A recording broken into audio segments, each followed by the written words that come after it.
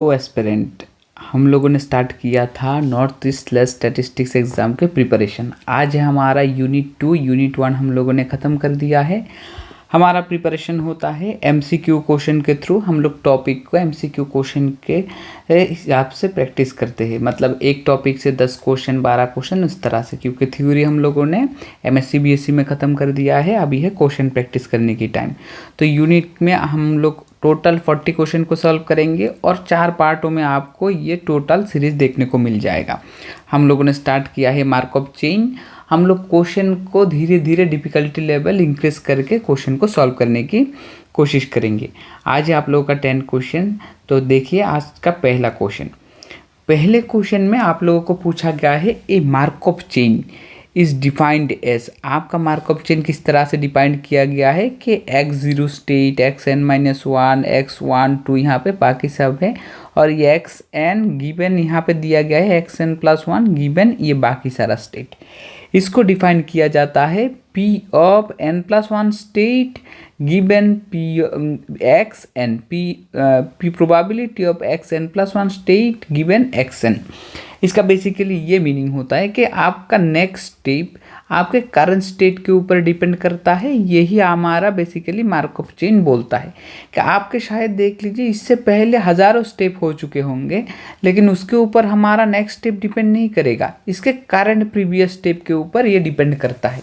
तो यही होता है हमारा मार्कअप चेन। मार्कअप चेन की इस प्रॉपर्टी को क्या बोला जाता है? Memoryless property. बाकी सारे नहीं होंगे। क्यों मेमोरीलेस प्रॉपर्टी बोला जाता है? क्योंकि ये बाकी सारे के इंफॉर्मेशन को भूल जाता है, सिर्फ करंट प्रीवियस के ऊपर फोकस करता है ना, इसलिए इसको मेमोरीलेस प्रॉपर्टी बोला जाता है। तो देखिए ऑप्शन नंबर हमारा ए करेक्ट हो जाएगा और उसका एक्सप्लेनेशन यहाँ पे दिया गया है, ठीक है, जो मैंने आप लोगों को बोल दिया है। नेक्स्ट क्वेश्चन देखते हैं। यहाँ पे दिया गया है stochastic process xn is called markup chain. ये xn जो है ना, ये स्टेट फेस का सीक्वेंस है।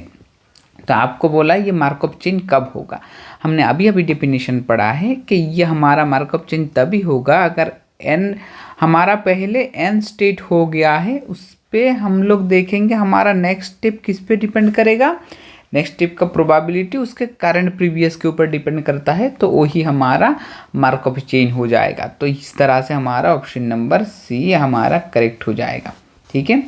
चलिए देख लेते हैं हमारा ऑप्शन नंबर सी। इसका एक्सप्लेनेशन देखेंगे तो ये ऑप्शन नंबर सी हमारा करेक्ट हो जाता है, जिसका एक्सप्लेनेशन यहाँ पे दिया गया है। आप सिर्फ ये छोटा छोटा चीज़ों को नोट डाउन कीजिए, वही आपके एग्जाम पे काम पे आएंगे, ठीक है।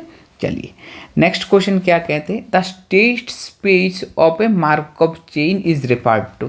तो स्टेट स्पेस आपका मार्कअप चेन में स्टेट स्पेस क्या होता है? तो ये मोस्ट ऑफ द स्टूडेंट को पता होना चाहिए कि the set of all possible distribution नहीं होता है, set of all possible state होता है हमारा। द स्टेट स्पेस क्या होता है? Set of all possible state. आप लोगों को पता है एक TPM है, ट्रांजिशन प्रोबेबिलिटी मैट्रिक्स, जिसको लिखा जाता है, मैं 3x3 फॉर्म पे लिख रहा हूँ। यहाँ पे सोच लीजिए ये 1 2 और 3, इस तरफ भी 1 2 और 3, यहाँ पे हमारा A11 A12 A13, इस तरह से A21 A22 A23 और A31 A33 A32 A33, इस तरह से आपके प्रोबेबिलिटी वैल्यू बैठ जाएंगे। तो TPM कब बनेगा? अगर आप लोग इस रो का सम करेंगे ना, इस रो का सम तो आपका 1 आना चाहिए, इस रो का भी सम आपका 1 आना चाहिए। ये बेसिक प्रॉपर्टीज से, ठीक है। तो ये 1 आना चाहिए, इसका सम करेंगे तो आपका इक्वल टू 1 आना चाहिए। यहाँ पे हमारा 3x3 मैट्रिक्स है ना, तो कितना स्टेट बन जाएगा? 1 2 3। तो हम लोग का स्टेट स्पेस कैसा रहेगा? स्टेट स्पेस आपका 1 2 3 इस तरह से स्टेट स्पेस रह जाएगा। तो स्टेट स्पेस को कैसे लिखते हैं? कल देखिए यहाँ पे लिखा है सेट ऑफ ऑल पॉसिबल। तो ये एक सेट है किसका? ऑल पॉसिबल स्टेट का। तो ये हमारा क्या हो जाएगा? ये हमारा स्टेट स्पेस हो जाएगा, ठीक है। तो इस तरह से हमारा ऑप्शन नंबर बी करेक्ट हो जाता है। देखिए नेक्स्ट क्वेश्चन क्या, नेक्स्ट क्वेश्चन पे है हमारा ओके नेक्स्ट क्वेश्चन पे है, if state I is in A markup chain is recurrent, तो तब क्या होता है। रिकरेंट होने पे आपको पूछ दिया गया है ऑप्शन। बेसिकली रिकरेंट होने के लिए बहुत टाइप से हम लोग देख सकते हैं। तो रिकरेंट के लिए हम लोग कौन से टाइप से देख सकते हैं, मैं आप लोगों को बोल देता हूँ। ये अगर आपका स्टेट, अभी अभी जो हम लोगों ने स्टेट स्पेस देखे थे ना, स्टेट स्पेस में 1 2 3 देखे थे ना, अगर ये स्टेट स्पेस आपका क्लोज्ड हो और क्या हो, कम्युनिकेटिंग हो, UNICATING, कम्युनिकेटिंग। अब क्लोज्ड और कम्युनिकेटिंग होने का क्या मतलब है, जैसे कि हम लोगों ने अभी अभी देखा था, हम लोगों के पास एक ट्रांजिशन प्रोबेबिलिटी मैट्रिक्स था। तो मैं इस ट्रांजिशन प्रोबेबिलिटी मैट्रिक्स से आप लोगों को थोड़ा समझा देता हूँ। एक्चुअली क्लोज्ड होने का मतलब क्या है, सोच लेते हैं हमारा स्टेट 1 और 2 क्लोज्ड है, तो हम लोग को क्या मिल जाएगा, यहाँ पे जो A11 है, A12 है, ये प्रोबेबिलिटी के फॉर्म में रहेंगे। तो हम लोगों का तब क्या दिखा जाएगा कि A11 A12 इक्वल टू आपका 1 बन जाएगा, और A21 A22 इनका प्लस करेंगे तो हमारा 1 अगर बन जाता है, तब हम लोग बोलेंगे, यहाँ पे कौन सा स्टेट हमने यूज़ किया है, 1 और 2 को यूज़ किया, तब बोलेंगे कि यह हमारा क्लोज्ड है। अब कम्युनिकेटिंग कब होगा, कम्युनिकेटिंग के लिए हम ट्रांजिशन प्रोबेबिलिटी मैट्रिक्स को एक ग्राफ के थ्रू रिप्रेजेंट करते हैं। अब ये कम्युनिकेटिंग होने के लिए, क्लोज तो हमने देख लिया है, कम्युनिकेटिंग कैसा होगा, कम्युनिकेटिंग देखने के लिए आपको लेना पड़ेगा, यहाँ पे स्टेट 1 को देखेंगे और स्टेट 2 को देखेंगे। आप देखेंगे ये 1 स्टेट 1 होने का मतलब सेल्फ लूप बनाता है कि 1 से 1 पे चले जाओ, सेल्फ लूप। अब 1 2 होने का मतलब 1 से 2 पे जा सकते हो कि नहीं। अब देखेंगे 2 से 1 तक जा सकते हैं कि नहीं, 2 से 2 तक जा सकते हैं कि नहीं। एक्चुअल में बात क्या है, अगर आपका स्टेट स्पेस 1 और 2 है, तब आपका ये कम्युनिकेटिंग कब होगा, अगर P12 और P21 में आपका कुछ वैल्यू आ जाए ग्रेटर देन 0, इक्वल टू 0 होने पे नहीं होगा। अगर ये ग्रेटर देन 0 होगा तो इस स्टेट से आप इस स्टेट्स में जा सकते हैं, इस स्टेट से आप इस स्टेट्स में जा सकते हैं विथ सम प्रोबेबिलिटी वैल्यू। तब हम लोग बोल देंगे कि ये क्लोज्ड है, कम्युनिकेटिंग है, तब हमारा क्या हो जाएगा, तब हमारा ये रिकरेंट हो जाएगा। तो हम लोगों को रिकरेंट का एक कंडीशन ये मिल जाएगा।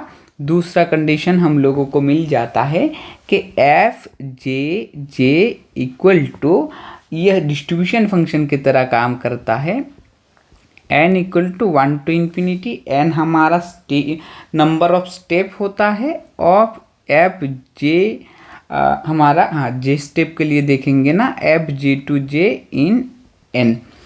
ये अगर आपका इक्वल टू 1 बन जाता है, सिर्फ मैथमेटिकल कंडीशन को याद करके रखिए, अगर FJ आपका 1 हो जाता है तब भी आपका ये रिकरेंट हो जाएगा। ठीक है।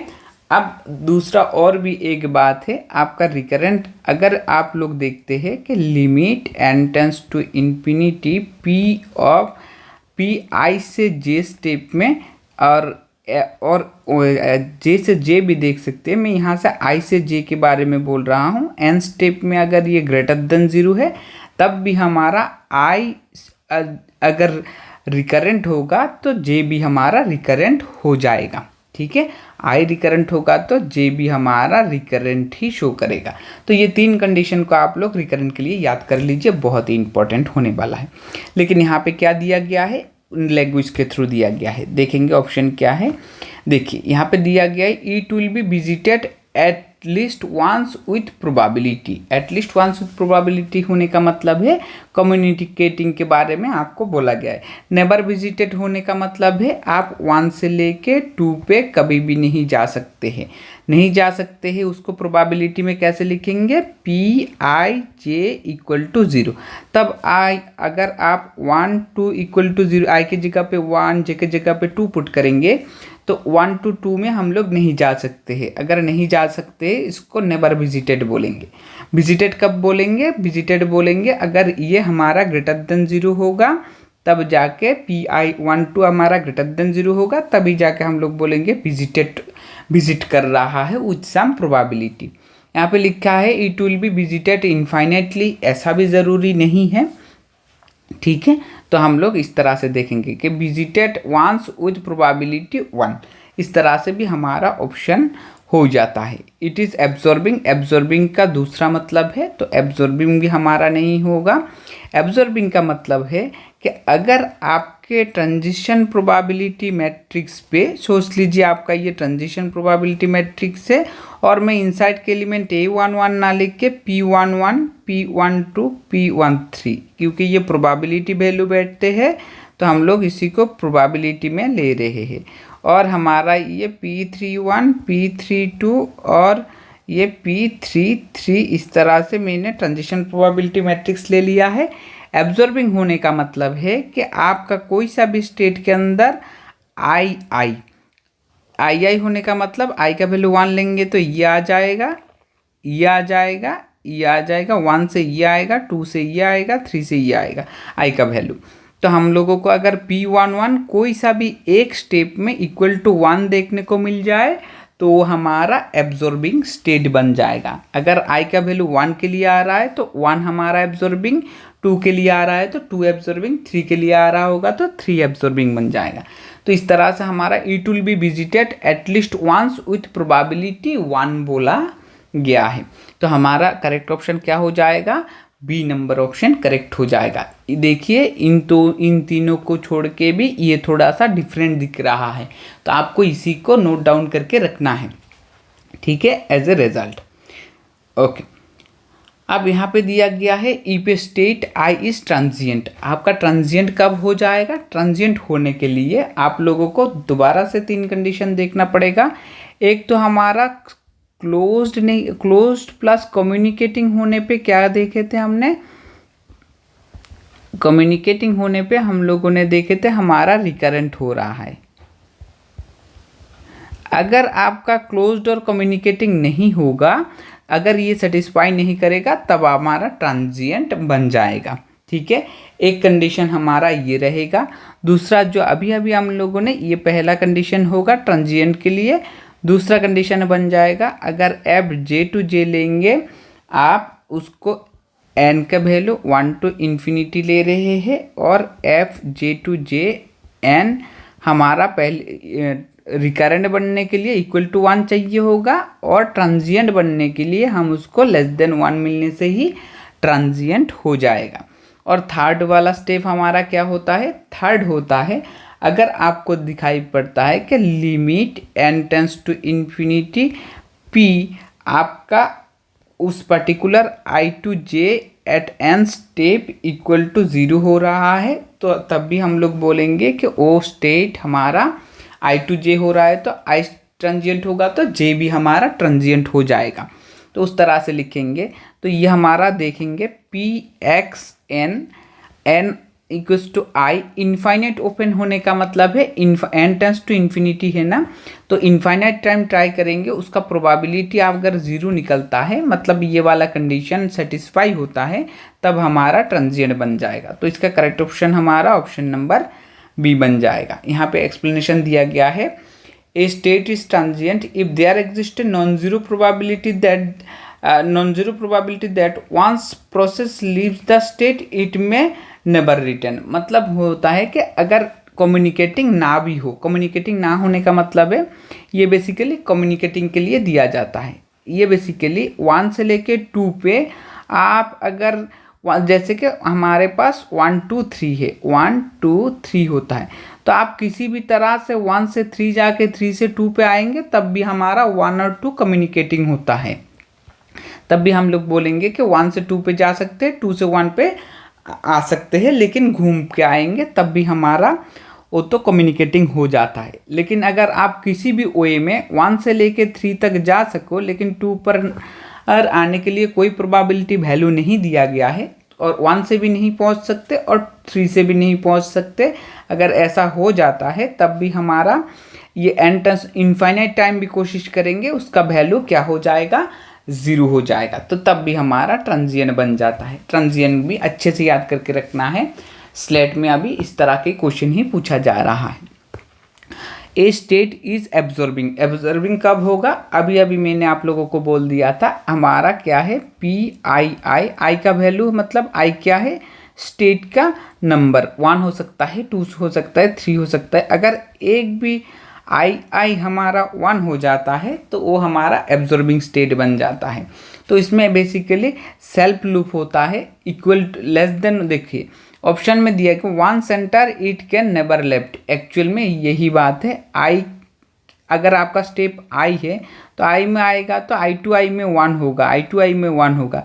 इसका क्या मीनिंग है कि आई से जा रहा है और आई में आ रहा है तो वो हमारा 1 हो जाएगा। तो पहला ऑप्शन नेबर लेफ्ट होने का यही मतलब होता है कि इनसाइड में जाएगा तो वो सेल्फ लूप से बाहर ही नहीं आ पाएगा। It has self loop with probability less than 1, किसी भी जगह पे लेस देन की बात नहीं बोला गया है। It is recurrent but not periodic state, recurrent होने के लिए हमारा क्लोज प्लस कम्युनिकेटिंग होना चाहिए, तो ये हमारा क्लोज प्लस कम्युनिकेटिंग हो सकता है, बट नॉन पीरियोडिक होने के लिए दूसरा कंडीशन सेटिस्फाई करना पड़ता है, तो हमारा ये भी करेक्ट नहीं होगा। इट हैज़ इक्वल, इसके रिगार्डिंग हम लोग दूसरा क्वेश्चन प्रैक्टिस करेंगे नेक्स्ट वीडियो में। It has equal transition probability to all other state, नहीं ऐसा नहीं है, ये सेल्फ लूप में काम करता है, ऑल अदर स्टेट के साथ तो काम नहीं करता है। चलिए, तो इस तरह से हमारा ऑप्शन नंबर ए जो है ए करेक्ट हो जाएगा। और यहाँ पे दिया गया है ऑब्जर्विंग स्टेट होने का मतलब है कि once where the probability of the remaining in that state entered is 1, मतलब PIIA 1 है, इसके अंदर जाएगा तो इसी में ही घूमता रहेगा। चलिए, क्वेश्चन नंबर 7 क्या बोला गया है? If every state in markup chain is communicating, मतलब अगर 1 2 3 आपको दिया गया है ना, अगर कम्युनिकेटिंग है कि आप 1 से लेके 2 पे जा सकते हो, 1 से लेके 2 पे जा सकते हो, 2 से 3 पे जा सकते हो, 3 से लेके 1 पे जा सकते हो, अगर आपका 2 से भी इस तरह से 1 पे जा सकते हो और 3 से भी 1 इस पे जा सकते हो। तो देखिए हम लोगों ने देख लिया है कि हमारा each and every state is communicating with each other. इस तरह के अगर कम्युनिकेट कर लेगा तो कम्युनिकेट होने का मतलब है 1 से 2 कम्युनिकेट होने का मतलब है P1 2 हमारा ग्रेटर देन 0 हो। इस तरह से अगर हर एक वैल्यू ग्रेटर देन 0 है तो हम तब भी हमें क्या मिल जाएगा? कम्युनिकेटिंग का एक एग्जाम्पल मिल जाएगा। और वो हमारा क्या कहेगा कि क्योंकि हर कोई कम्युनिकेट कर रहा है तो इसको हम लोग इरिड्यूसिबल बोलेंगे। आप लोग याद करके रखेंगे, अगर कम्युनिकेट कर रहा है तो अच्छा है, उसको रिड्यूस ना करेंगे तो ही बेटर है, तो हमारा इरिड्यूसिबल बन जाएगा। ओके, तो ऑप्शन नंबर बी हमारा करेक्ट है।